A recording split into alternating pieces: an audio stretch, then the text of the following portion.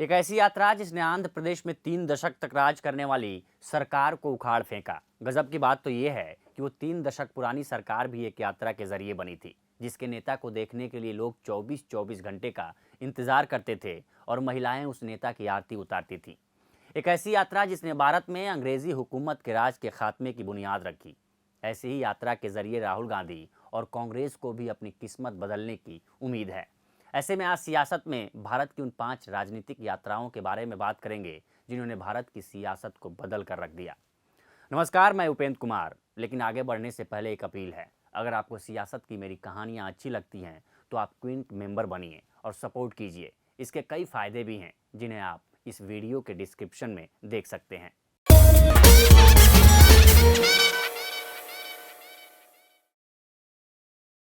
साल 1930, उस वक्त देश में ब्रिटिश हुकूमत थी।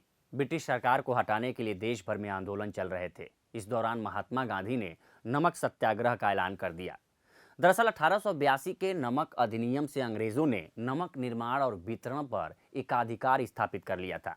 इसके बाद भारत के तटों पर आसानी से मिलने वाले नमक पर भारतीयों को ही टैक्स देना पड़ता था। लिहाजा गांधी ने निष्कर्ष निकाला कि अगर कोई एक उत्पाद है जिसका उपयोग सविनय अवज्ञा शुरू करने के लिए किया जा सकता है तो नमक ही है, क्योंकि गांधी का मानना था कि हवा और पानी के बाद नमक शायद जीवन की सबसे बड़ी जरूरत है। इसी को ध्यान में रखते हुए महात्मा गांधी ने 12 मार्च 1930 को साबरमती आश्रम से समुद्र के किनारे बसे दांडी गांव के लिए पैदल यात्रा शुरू कर दी। इस दौरान महात्मा गांधी ने अपने भाषण के जरिए लोगों को समझाया कि हम सभी को गिरफ्तार कर लिए जाने के बाद भी शांति भंग होने का आभास न हो। एक सत्याग्रही चाहे स्वतंत्र हो या कैद में हो, हमेशा विजयी होता है। वो तभी पराजित होता है जब वह सत्य और अहिंसा के मार्ग को छोड़ देता है और आंतरिक आवाज को बहरा कर देता है।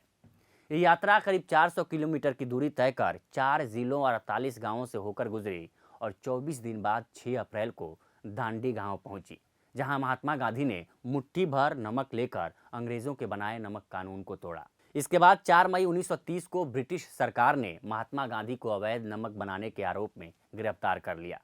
इसके बाद ही देश भर में सविनय अवज्ञा आंदोलन की शुरुआत हुई और अंग्रेजी हुकूमत को गांधी के साथ समझौता करना पड़ा और झुकना पड़ा।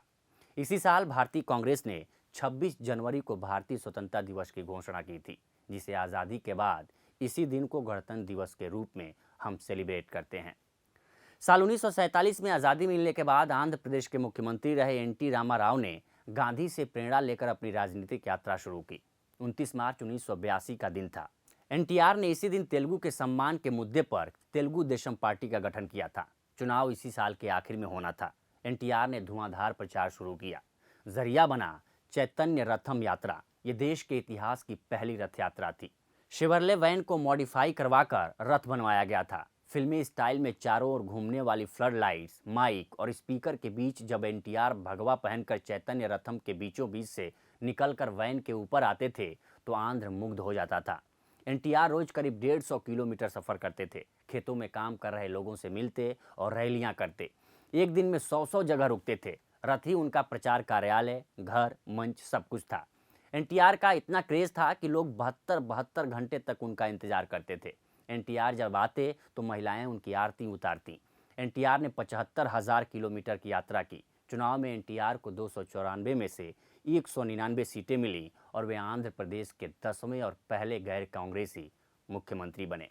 ऐसी ही एक यात्रा साल 1983 में पूर्व प्रधानमंत्री चंद्रशेखर ने की थी। कहा जाता है कि गुलाम भारत में जैसे गांधी ने पद यात्राओं के जरिए भारत की थाह ली, उसी तरह आज़ाद भारत की समस्याओं को चंद्रशेखर ने अपने पैरों से नापने की कोशिश की थी। इस भारत एकता पदयात्रा के दौरान हुई एक घटना को याद करते हुए राम बहादुर राय की किताब रहबरी के सवाल में चंद्रशेखर कहते हैं कि तमिलनाडु के पहाड़ी क्षेत्र के एक गांव के बाहर पगडंडी पर एक बुढ़िया लालटेन लेकर खड़ी थी। जब मैं उसके पास पहुंचा तो उसने सिर्फ यही कहा कि आज़ादी के 40 साल बीत गए, लेकिन पीने का पानी अब तक क्यों नहीं मिला, आखिर कब तक दोगे। गांव की पगडंडियों और कस्बों से होते हुए करीब 3700 किलोमीटर की पदयात्रा 25 जून 1984 को दिल्ली के राजघाट पर समाप्त हुई। चंद्रशेखर ने भले ही इस यात्रा को राजनीतिक यात्रा की संज्ञा नहीं दी, लेकिन हकीकत यही है कि इस यात्रा के बाद उनका राजनीतिक कद भारत की सियासत में बढ़ता चला गया और इस यात्रा के कुछ ही साल बाद वो देश के प्रधानमंत्री बने।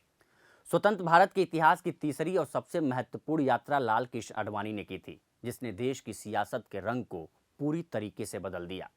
साल था 1990। राम मंदिर निर्माण आंदोलन अपने चरम पर था। इस बीच बीजेपी ने गुजरात के सोमनाथ तीर्थ स्थल से अयोध्या के लिए रथ यात्रा की घोषणा कर दी।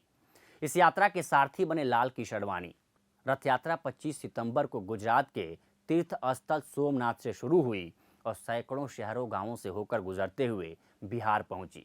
तत्कालीन सीएम लालू प्रसाद ने समस्तीपुर में रथ यात्रा को रोककर आडवाणी को गिरफ्तार कर लिया। इस रथ यात्रा ने बीजेपी को राष्ट्रीय पार्टी के रूप में एक नई पहचान दी और जनता के बीच लोकप्रियता दी। कहा जाता है कि यहीं से बीजेपी की राजनीतिक यात्रा ने करवट ली और एक नए दौर में प्रवेश किया। रथ यात्रा के बीच राम मंदिर आंदोलन में भारी संख्या में कारसेवक अयोध्या पहुंचे। जब साल 1991 के लोकसभा चुनाव हुए तो इस चुनाव में बीजेपी ने 120 सीटें जीती और देश की सबसे बड़ी दूसरी पार्टी बनी। इस यात्रा ने भारतीय राजनीति में ऐसी छाप छोड़ी कि इसकी झलक आज भी हम भारत की सियासत में महसूस कर सकते हैं। साल 2004 में आंध्र प्रदेश की सत्ता से टीडीपी को बाहर करने का रास्ता वाईएस राजशेखर रेड्डी ने यात्रा के जरिए ही निकाला। साल 2004 में राजशेखर रेड्डी ने प्रजा प्रस्थानम यात्रा निकाली।